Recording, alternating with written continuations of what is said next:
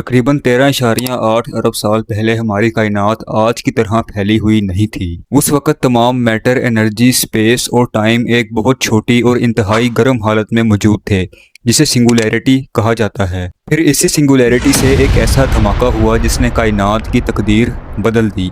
इसे big bang कहा जाता है। अब बहुत से लोग बिग बैंग को आम धमाके की तरह समझते हैं, जैसे कि बम फटता है और इसके टुकड़े खाली जगह में फैल जाते हैं। अगर रियलिटी को देखा जाए तो बिग बैंग कोई बम फटने वाला धमाका नहीं था, क्योंकि स्पेस और टाइम खुद इसी धमाके से वजूद में आए और जिसके बाद स्पेस हर तरफ फैलना शुरू हो गया। यानी कायनात पहले से किसी मौजूद जगह में नहीं फैली, बल्कि जगह खुद बन रही थी और मुसलसल फैल रही थी। अब इस इब्तदाई लम्हे में टेम्परेचर इतना ज्यादा था कि ना तो कोई सितारा मौजूद था और ना ही कोई सैयारा, ना कोई एटम था और ना ही रोशनी इंडिपेंडेंटली सफर कर सकती थी। सिर्फ बेहद ताकतवर एनर्जी और कुछ बुनियादी पार्टिकल्स मौजूद थे जो कि इंतहाई तेजी से हरकत कर रहे थे। जैसे जैसे यूनिवर्स फैलता गया, इसका टेम्परेचर कम होता गया। यही ठंडक आगे चलकर एटम्स, स्टार्स, गैलेक्सीज, प्लैनेट्स और जिंदगी के वजूद का सबब बनी। अगर यूनिवर्स ना फैलता और सिर्फ गर्म ही रहता तो शायद आज ना जमीन होती, ना सूरज और ना ही हम इसके बारे में सोच रहे होते। बिग बैंग के फौरन बाद कायनात इतनी ज्यादा गर्म थी कि जिसका तस्वुर भी नहीं किया जा सकता,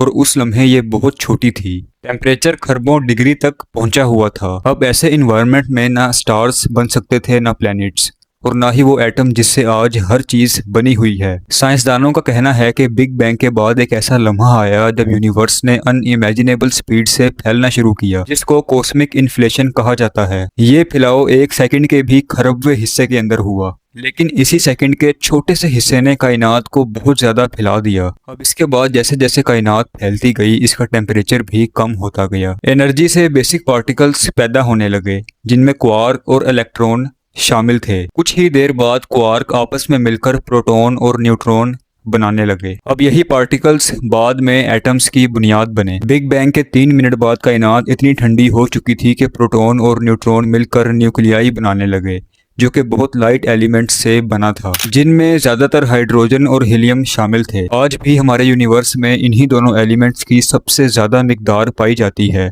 और हमारे सूरज समेत बहुत से स्टार्स इन्हीं से बने हैं। बिग बैंग के 3 मिनट बाद भी रोशनी खुल के सफर नहीं कर सकती थी, क्योंकि उस वक्त यूनिवर्स में बहुत ज्यादा इलेक्ट्रॉन्स मौजूद थे। ये इलेक्ट्रॉन्स रोशनी को हर तरफ बिखेर देते थे, इसलिए उस वक्त कायनात एक इंतहाई गर्म और चमकती हुई धुंध की तरह थी। अब इन इब्तदाई चंद मिनटों में कुदरत के जो कवानीन बने वो आज भी इस यूनिवर्स में उसी तरह अप्लाई होते हैं। जिस तरह gravity, structure of matter, structure of galaxies और सितारों की पैदाइश, सबकी बुनियाद इन्हीं इब्तदाई लम्हों में पड़ी। अब लाखों साल गुजरने के बावजूद यूनिवर्स में स्टार्स और गैलेक्सीज मौजूद नहीं थी। हर तरफ गर्म गैस और कुछ बुनियादी पार्टिकल्स फैले हुए थे। तकरीबन 3,80,000 साल बाद एक बहुत अहम मोड़ आया। यूनिवर्स का टेम्परेचर इतना कम हो चुका था कि इलेक्ट्रॉन पहली बार प्रोटॉन के साथ जुड़ने लगे, जिससे हाइड्रोजन और हीलियम के एटम्स वजूद में आए। इससे पहले रोशनी इंडिपेंडेंटली सफर नहीं कर सकती थी,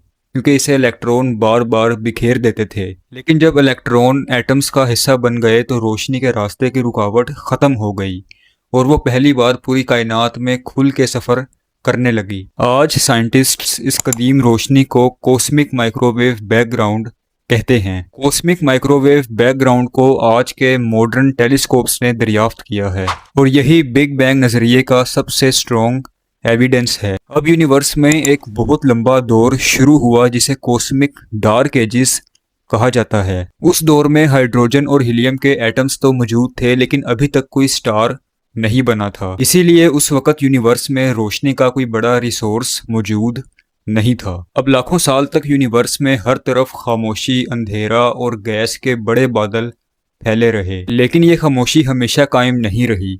ग्रेविटी ने आहिस्ता आहिस्ता गैस के इन बादलों को अपनी तरफ खींचना शुरू किया। अब जैसे जैसे ये बादल सिकुड़ते गए, इनके सेंटर में प्रेशर और टेम्परेचर बढ़ता गया, जिसके बाद आखिरकार एक ऐसा लम्हा आया जब यूनिवर्स के पहले स्टार्स बने। इन स्टार्स ने अंधेरी कायनात को पहली बार रोशनी से भर दिया और एक नए दौर का आगाज किया। ये सितारे आज के सितारों से कहीं ज्यादा बड़े थे और गर्म भी थे, और इनकी रोशनी भी बहुत ज़्यादा थी। अब इन सितारों का साइज़ बड़े होने की वजह से जो इनके अंदर फ्यूल था वो भी बहुत ज़्यादा तेज़ी से चलता था, इसलिए ये सितारे आज के सितारों की निस्बत ज़्यादा जल्दी मर जाया करते थे। अब कुछ मिलियन साल बाद ये सितारे अपनी ज़िंदगी के आखिरी दौर में थे, जिसके बाद ये बड़े धमाकों से फटे और सुपरनोवा बन गए। उस वक़्त इन धमाकों की अहमियत बहुत ज़्यादा थी क्योंकि इन्हीं से कार्बन, ऑक्सीजन, सिलिकॉन और दूसरे बड़े एलिमेंट्स बने और फिर पूरे यूनिवर्स में फैल गए। अब यही एलिमेंट्स बाद में नई जनरेशन के स्टार्स, प्लैनेट्स, अर्थ और इंसानों के जिस्म का हिस्सा बने। यानी हमारे जिस्म का हर एटम कभी न कभी किसी सितारे के अंदर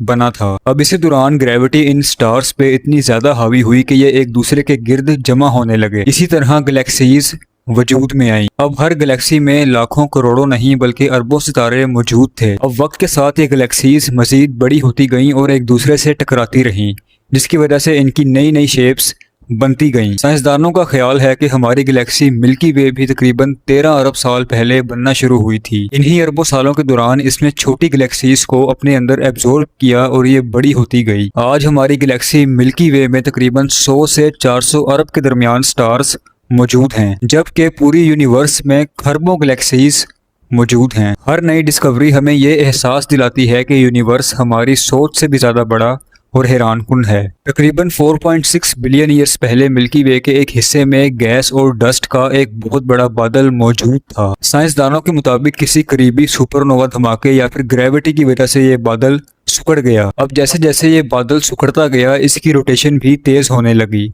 और इसके सेंटर में मैटर जमा होने लगा। वक्त के साथ इस बादल के सेंटर में प्रेशर और टेम्परेचर इतना बढ़ गया कि वहाँ न्यूक्लियर फ्यूजन शुरू हो गया। अब इसी लम्हे हमारा सूरज पैदा हुआ। सूरज के रोशन होने के बाद बच जाने वाली गैस, डस्ट और पार्टिकल्स इसके गिर्द घूमने लगे। अब लाखों साल तक ये छोटे पार्टिकल्स आपस में टकराकर जुड़ते रहे और बड़े होते गए। ये छोटे पार्टिकल्स पहले पत्थर जितने बड़े हुए, फिर पहाड़ जितने बड़े हुए और फिर आखिरकार प्लैनेट्स में तब्दील हो गए। अब इसी प्रोसेस से हमारे सोलर सिस्टम के प्लैनेट्स मरकरी, वीनस, अर्थ, मार्स, जुपिटर, सैटर्न, यूरेनस और नेपट्यून वजूद में आए। अब शुरू में अर्थ आज की तरह सरसब्ज और पुरसकून नहीं थी, क्योंकि इसकी सतह पिघले हुए पत्थरों से ढकी हुई थी। हर तरफ लावा फट रहे थे और बड़े बड़े एस्ट्रॉइड्स जमीन से टकरा रहे थे। अब करोड़ों साल बाद जमीन आहिस्ता आहिस्ता ठंडी होने लगी। वोल्केनिक गैसों से जमीन का अर्ली एटमॉस्फेयर बना, फिर इसमें लाखों साल तक बारिशें हुईं जिससे समंदर वजूद में आए और इसी तरह ज़मीन ज़िंदगी के लिए बेहतर होती गई। साइंसदानों का ख्याल है कि ज़मीन की पैदाइश के कुछ अरसे बाद ही मार्स प्लैनेट के बराबर की एक सेलेस्टियल बॉडी ज़मीन से टकराई।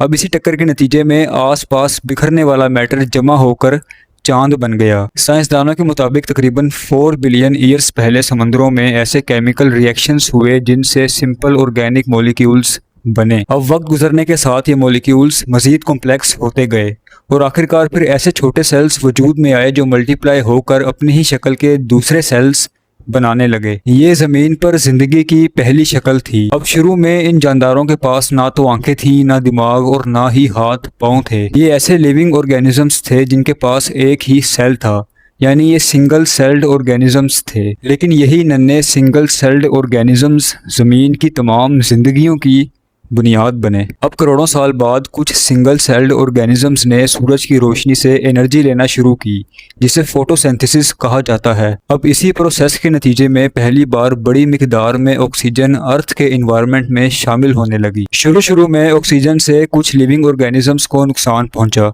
लेकिन वक्त के साथ ऐसे लिविंग ऑर्गेनिजम्स भी पैदा हुए जो ऑक्सीजन को इस्तेमाल करने लगे। अब अर्थ के एटमॉस्फेयर में ऑक्सीजन बढ़ने से आहिस्ता आहिस्ता ओजोन लेयर बनने लगी, जिसने सूरज की खतरनाक अल्ट्रावायलेट रेस से जमीन को महफूज किया और जमीन पर कॉम्प्लेक्स लाइफ के लिए माहौल को बेहतर बनाया। फिर तकरीबन 54 करोड़ साल पहले एक हैरत अंगेज दौर आया जिसे साइंसदान कैम्ब्रियन एक्सप्लोजन कहते हैं। अब इस अरसे में समंदर में बहुत से नए किस्म के लिविंग ऑर्गेनिजम्स पैदा हुए, जिनमें से कुछ लिविंग ऑर्गेनिजम्स के शेल्स थे, कुछ के दांत थे, कुछ तैर सकते थे और कुछ समंदर की तह में रहते थे। ये जमीन पर बायोलॉजिकल डाइवर्सिटी का एक बहुत बड़ा आगाज था। अब करोड़ों साल गुजरने के बाद कुछ जानदार समंदर से निकलकर खुश्की पर आ गए। सबसे पहले प्लांट्स, फिर इंसेक्ट्स, फिर मछलियों से इवॉल्व होने वाले जानवर, फिर रेप्टाइल्स, डायनासोर्स, बर्ड्स और फिर आखिरकार मैमल्स वजूद में आए। डायनासोर्स तकरीबन 6 करोड़ 60 लाख साल पहले जमीन पर एक एस्टेरॉइड के टक्कर की वजह से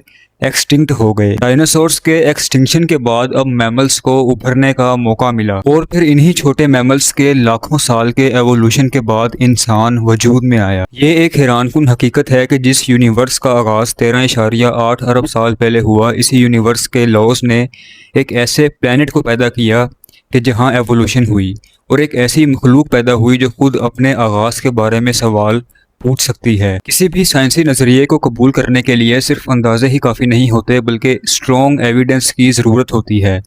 बिग बैंग नज़रिया भी कई अहम साइंटिफिक एविडेंस पर कायम है। सन 1929 में अमेरिका के माहिर फल्कियात एडविन हबल ने एक हैरानकुन डिस्कवरी की। उन्होंने देखा कि तमाम दूर दराज गैलेक्सीज हमसे दूर जा रही हैं और जो गैलेक्सी जितनी ज़्यादा दूर है वो उतनी ही तेज़ी से दूर जा रही है। अब इस डिस्कवरी का मतलब ये था कि यूनिवर्स एक जगह पर ठहरा हुआ नहीं है बल्कि मुसलसल फैल रहा है। ये ऐसे ही है कि जैसे हम एक गुब्बारे पर बहुत ज़्यादा डॉट्स बना दें और जब इस गुब्बारे को फुलाएंगे तो ये तमाम डॉट्स एक दूसरे से दूर होते जाएंगे। इसी तरह स्पेस भी फैल रहा है जिसकी वजह से गैलेक्सीज एक दूसरे से दूर होती जा रही हैं। अब अगर मिसाल के तौर पर वक्त को उल्टा चला दिया जाए तो ये तमाम गैलेक्सीज एक दूसरे के इतने करीब आ जाएंगी कि ये एक नुक्ते के अंदर समा जाएंगी।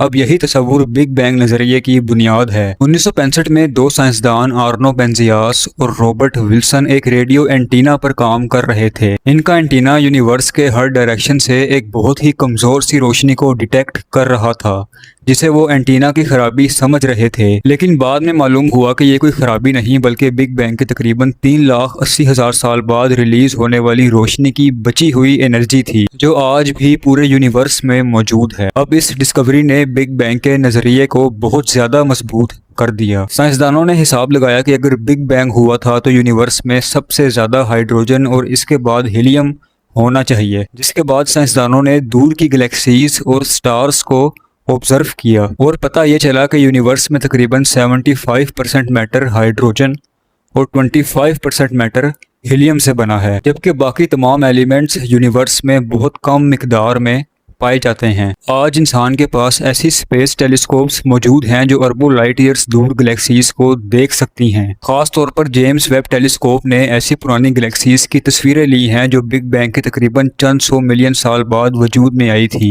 अब इन्हीं तस्वीरों की मदद से साइंसदान यूनिवर्स के शुरू के दौर को पहले से कहीं ज्यादा बेहतर तरीके से समझ रहे हैं। हर नई डिस्कवरी हमें यूनिवर्स के राजों के मजीद करीब ले जाती है, मगर साथ ही नए सवालात भी पैदा कर देती है। अब यहाँ पर एक क्यूरियोसिटी वाला सवाल आ जाता है कि क्या बिग बैंग से पहले कुछ मौजूद था? ये शायद आज तक का सबसे मुश्किल सवाल है। आमतौर पर देखा जाए तो हम हर चीज के बारे में पूछते हैं कि इससे पहले क्या था, लेकिन बिग बैंग के मामले में ये सवाल इतना आसान नहीं है, क्योंकि टाइम और स्पेस खुद बिग बैंग के साथ ही वजूद में आए थे। इसीलिए ये सवाल करना कि बिग बैंग से पहले क्या था ये बेमायनी है, क्योंकि इससे पहले कुछ था ही नहीं।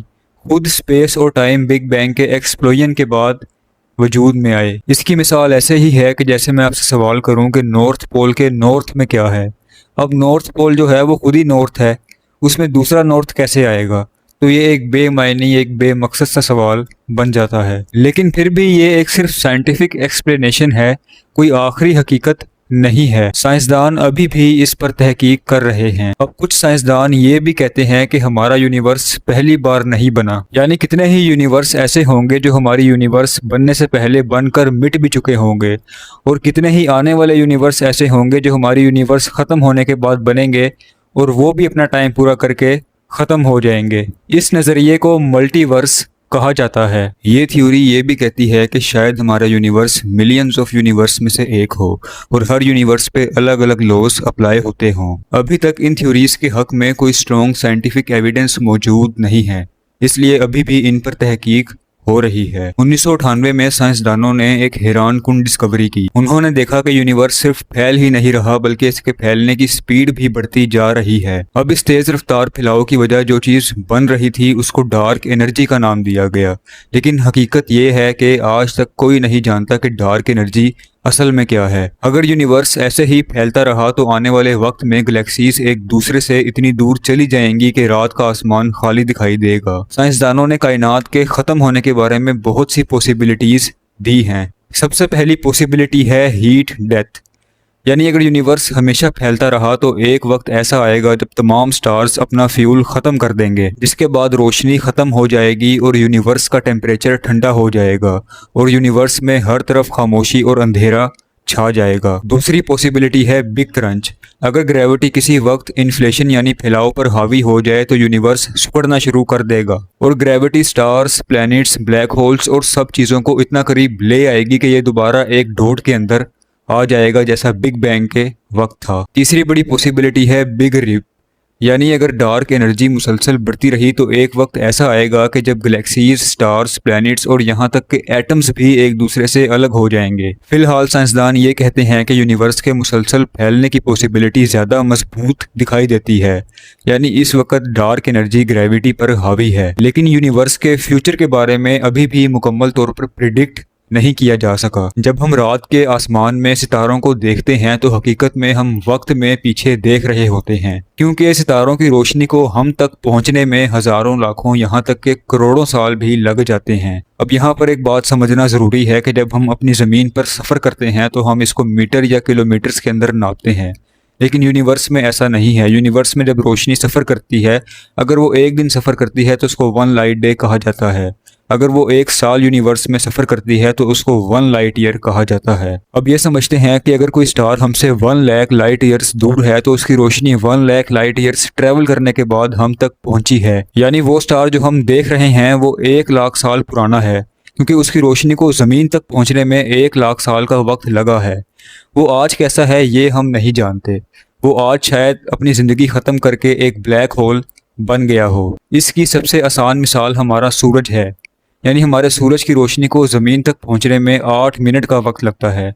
हम जो सूरज इस वक्त देख रहे होते हैं वो 8 मिनट पुराना है। बिग बैंग थ्योरी हमें ये बताती है कि हम एक ऐसे यूनिवर्स का हिस्सा हैं जिसका आगाज़ तकरीबन 13.8 बिलियन ईयर्स पहले हुआ। शायद आने वाले सालों में नई टेलीस्कोप्स और साइंटिफिक रिसर्च हमें इन सवालों के जवाब दे दें जिन्हें आज हम राज समझते हैं। हमारे जिस्म का हर एटम कभी ना कभी किसी स्टार के अंदर मौजूद था। इसीलिए जब हम यूनिवर्स को समझने की कोशिश करते हैं तो दरअसल हम अपने ही आगाज़ की कहानी पढ़ रहे होते हैं।